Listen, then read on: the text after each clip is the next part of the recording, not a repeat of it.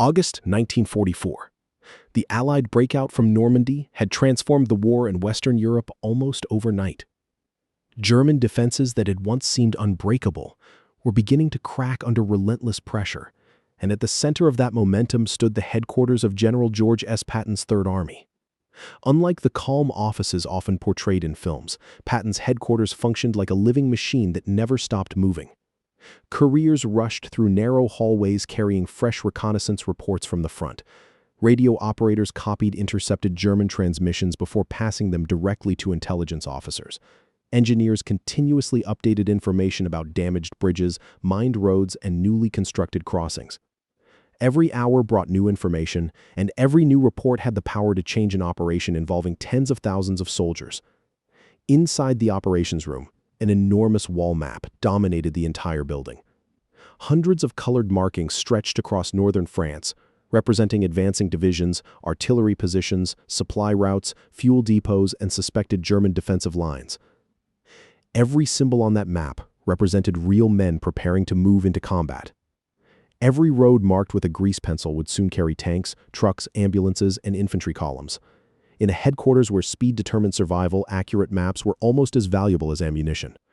Among the dozens of officers, clerks, radio specialists, and intelligence personnel worked a young corporal assigned to the mapping section.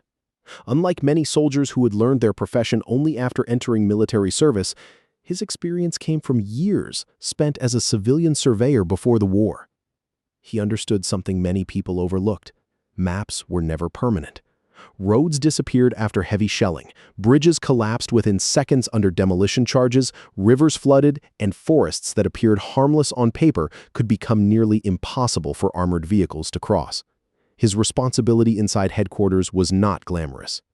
He rarely attended strategic discussions and almost never spoke during operational briefings. Instead, he spent long hours comparing engineering reports, aerial reconnaissance photographs, and field observations before carefully updating operational maps that senior commanders relied upon every day.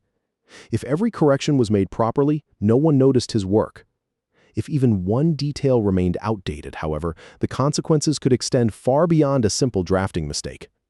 An incorrect bridge classification or an outdated road condition could delay an armored division for hours, disrupt fuel deliveries, or force thousands of soldiers into terrain they were never supposed to enter. In war, accuracy was not measured in neat paperwork, it was measured in lives. On the morning of the next operational briefing, headquarters received another package of engineering reports from forward units moving behind the leading armored columns. The documents described destroyed rail crossings, temporary Bailey bridges, damaged highways, and several demolition sites left behind by retreating German forces. While processing the newest reports, the corporal noticed one update that immediately drew his attention. A bridge selected as part of the planned advance had suffered far greater structural damage than originally believed. Although light reconnaissance vehicles could still cross with caution, engineers warned that Sherman tanks, self-propelled artillery, and heavy fuel trucks would almost certainly overload the remaining supports. The recommendation was clear. The bridge should no longer be considered suitable for the main armored route until additional repairs had been completed. Following normal procedure, the mapping section prepared a revised overlay reflecting the engineer assessment and forwarded the corrected material to the operations staff. As far as the corporal knew, the information would appear on the headquarters map before the afternoon briefing began. He completed the update, organized the remaining reports, and assumed the correction had become part of the official operational picture. There was no reason to think about it again. At least that was what he believed. Several hours later, the corporal entered the operations room to deliver additional reconnaissance documents just as General Patton began briefing his senior staff. Colonels, majors, intelligence officers, engineers, and logistics planners gathered around the enormous wall map while Patton explained the next phase of the Third Army's advance. As his eyes instinctively scanned the map, the corporal suddenly froze. The bridge he had corrected earlier that day was still displayed exactly as it had appeared on yesterday's version. The warning symbol was missing. The revised route had disappeared. Someone had accidentally mounted an outdated operational overlay before the briefing began. At first, he questioned his own memory. He quickly reviewed the engineering report still resting in his document folder. The assessment had not changed. The bridge remained unsafe for heavy armor. He looked back toward the map.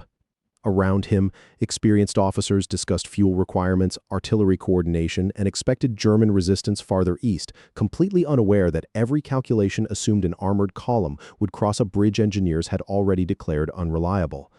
The mistake occupied only a few centimeters on the map, yet the consequences could stretch for miles across northern France. If the operation continued exactly as planned, hundreds of vehicles might reach a crossing incapable of supporting their weight. Traffic would back up along narrow country roads, engineers would be forced into emergency repairs under combat conditions, and valuable momentum, the very advantage Patton had built his reputation upon, could disappear before the operation had properly begun. Standing quietly at the edge of the room, the corporal realized something every experienced soldier eventually learns. Sometimes the smallest mistake becomes the one with the greatest consequences, and at that moment, he was the only person in the headquarters who had noticed it. Military headquarters operated on discipline as much as planning.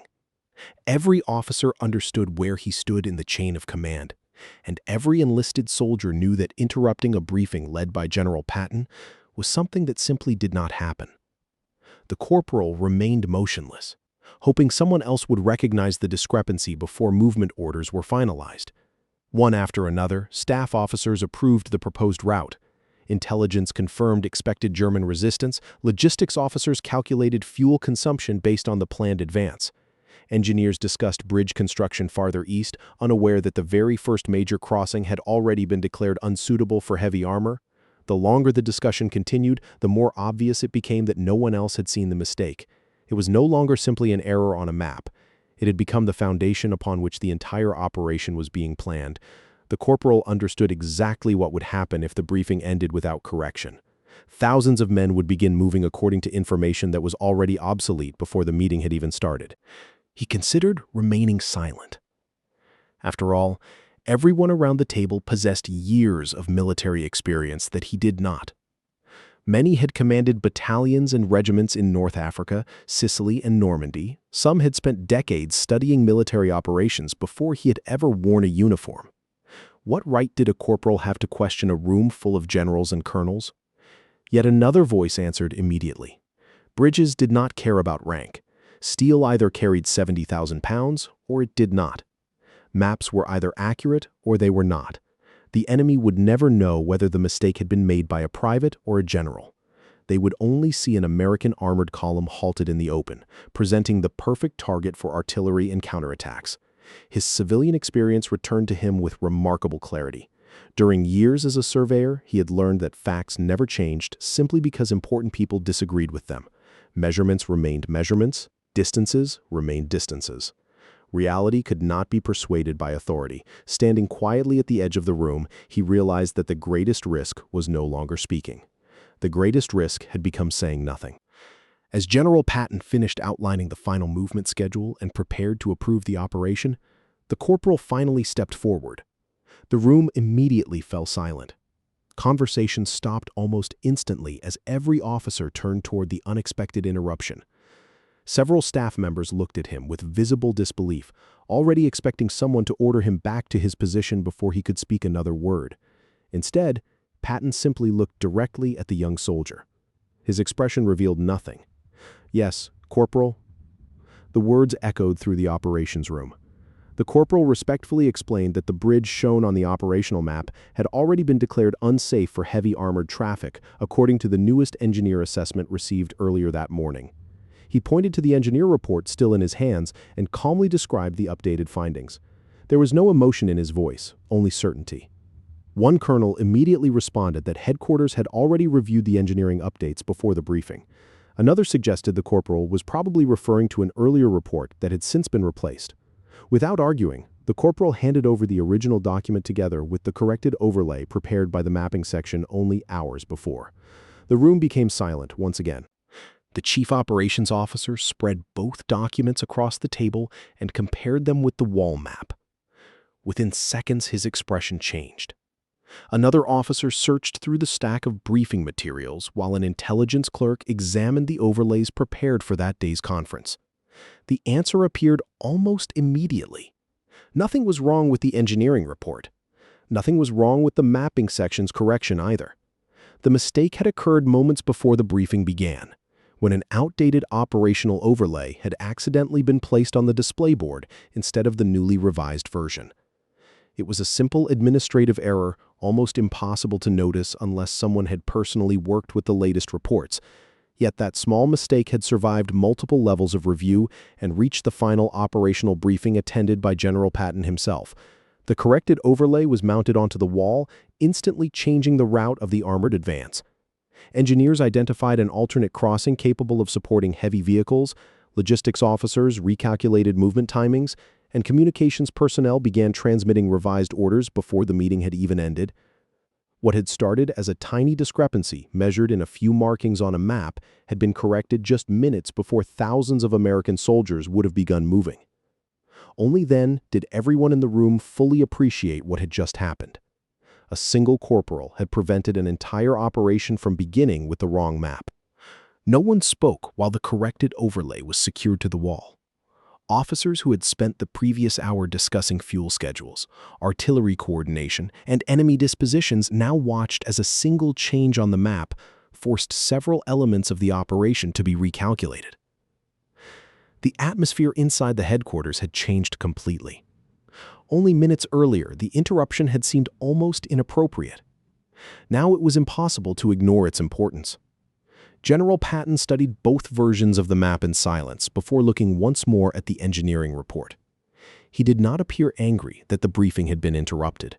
Instead, his attention focused on something far more significant than the cartographic mistake itself. An entire room filled with experienced commanders had accepted outdated information simply because it had appeared on an official map. The only person willing to question it had been the lowest-ranking soldier present. Patton understood that armies did not lose campaigns only because of enemy action. They also lost them when competent people remained silent after recognizing a mistake. Turning toward the assembled staff, he asked a simple question that nobody could answer. If he hadn't spoken, when would any of us have noticed? The silence that followed said more than any explanation ever could. The meeting resumed immediately, but it no longer resembled the confident briefing that had begun earlier. Engineers identified a nearby crossing capable of carrying armored vehicles, while reconnaissance officers reviewed aerial photographs to ensure the alternate route remained free of major German defensive positions. Logistics planners recalculated fuel consumption based on the additional distance, communication specialists prepared amended movement orders, and artillery officers adjusted support schedules to match the revised timetable. Every department inside headquarters reacted within minutes, demonstrating why efficient staff work mattered as much as battlefield courage. Contrary to popular belief, major operations were rarely saved by dramatic last-second heroics. More often, they were saved by professionals recognizing small problems before those problems reached the front line. Had the armored columns discovered the destroyed bridge only after beginning their advance, the consequences would have extended far beyond a temporary delay. Hundreds of vehicles would have become trapped on narrow French roads. Engineers would have been forced to establish an emergency crossing under enemy observation. Fuel convoys would have backed up for miles, and the momentum Patton considered essential could have disappeared in a single afternoon. Instead, the correction was completed before the first tank ever started its engine. As the officers gathered their revised documents and prepared to leave the operations room, Patton called for the young corporal to remain. Several staff officers paused near the doorway, curious about what would happen next. The general asked only a few questions. How had he recognized the discrepancy so quickly? Which report had revealed the error? Had he been certain before speaking? The corporal explained that he had personally processed the latest engineering assessment earlier that morning and immediately noticed that the bridge classification displayed during the briefing no longer matched the corrected overlay prepared by the mapping section. He admitted that interrupting the meeting had been the hardest decision he had made since joining the army. For several seconds, Patton simply nodded. Finally, he thanked the corporal, not because he had corrected a map, but because he had chosen professional responsibility over personal comfort. Patton reminded everyone still standing in the room that military rank existed to organize responsibility, not to prevent truthful information from reaching the people making decisions. A headquarters where soldiers feared speaking honestly was far more dangerous than one where mistakes were openly corrected. The incident spread through headquarters remarkably quickly. By evening, officers from intelligence, Engineering, logistics, and communications were already discussing how an outdated overlay had reached the operations room despite multiple review procedures. Additional verification steps were introduced before future briefings, requiring operational maps to be cross-checked against the latest engineering and reconnaissance reports immediately before senior commanders entered the room. The changes required only a few extra minutes, yet they significantly reduced the likelihood of similar mistakes occurring again during the fast-moving campaign across France. More importantly, the story of the young corporal became an example repeated throughout the headquarters. Junior personnel understood that careful attention to detail mattered regardless of rank, while senior officers were reminded that valuable expertise often existed far beyond the conference table. The lesson reached well beyond one corrected bridge or one successful briefing. It reinforced a principle that every effective military organization eventually learns: information becomes valuable only when people are willing to speak up before it is too late. The following morning, the headquarters assembled for its regular staff briefing, expecting another day of operational updates as the Third Army continued driving across France. Before discussing reconnaissance reports or movement schedules, General Patton addressed the room. He briefly reviewed the previous day's incident, emphasizing that the successful correction had not been the result of luck but of professional responsibility. He then called the young corporal to the front of the room. Many officers assumed the recognition would be limited to a handshake or a few words of appreciation. Instead, Patton announced that, effective immediately, the corporal was being promoted to the rank of sergeant. The decision surprised nearly everyone present. It was not a reward for drawing maps or possessing technical knowledge that earned the promotion. Plenty of soldiers possessed specialized skills. What distinguished the young man was his willingness to accept personal risk in order to prevent a mistake from becoming a disaster. He had spoken when remaining silent would have been easier. He had trusted verified information over assumptions, even knowing that a room filled with senior officers might dismiss him. In Patton's eyes, that combination of competence, confidence, and responsibility represented exactly the kind of leadership the Army needed in combat. As the campaign continued, the incident quietly became part of the headquarters culture. Newly assigned officers heard the story during orientation, not because of the promotion itself, but because it illustrated a principle that every successful staff depended upon. Maps, intelligence summaries, engineering assessments, and logistics reports were only as reliable as the people willing to question them when something appeared wrong. The war in Europe moved too quickly for blind confidence. German units destroyed bridges without warning, flooded roads, laid minefields overnight, and launched unexpected counterattacks whenever opportunities appeared. Headquarters could not afford to assume that yesterday's information remained accurate today. Every planner, every radio operator, every intelligence analyst, and every cartographer became part of the same decision-making system. A single overlooked detail could influence an entire corps, while a single correction made at the right moment could preserve the momentum of an offensive involving tens of thousands of soldiers. The promotion of one sergeant therefore symbolized something much larger. It reminded everyone that military effectiveness depended not only on decisive commanders, but also on an environment where truthful information could move freely through every level of the chain of command. Looking back, it is easy to remember the Allied advance through France by its famous battles, dramatic breakthroughs, and legendary commanders. Those moments deserve their place in history. But they tell only part of the story. Behind every successful operation stood thousands of unseen professionals: engineers inspecting bridges, intelligence officers analyzing reports, radio operators relaying updates, and cartographers ensuring every map reflected the latest information. Their work rarely appeared in history books, yet every accurate detail helped keep an army moving, while every overlooked mistake carried the potential to cost lives. The incident inside Patton's headquarters was never simply about one bridge or one corrected map. It revealed a principle that defines every effective military organization. The strongest armies are not those where everyone silently agrees with senior commanders. They are the ones where competence is respected regardless of rank, and where people have the courage to speak when they recognize a dangerous mistake.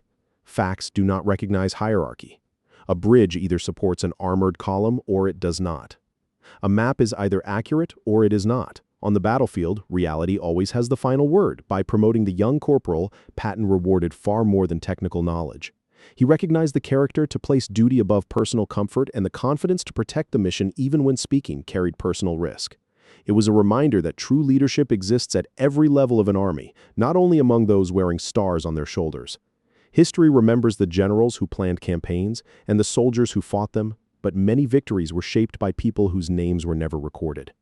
Sometimes the difference between success and failure is not another division, another tank, or another airstrike.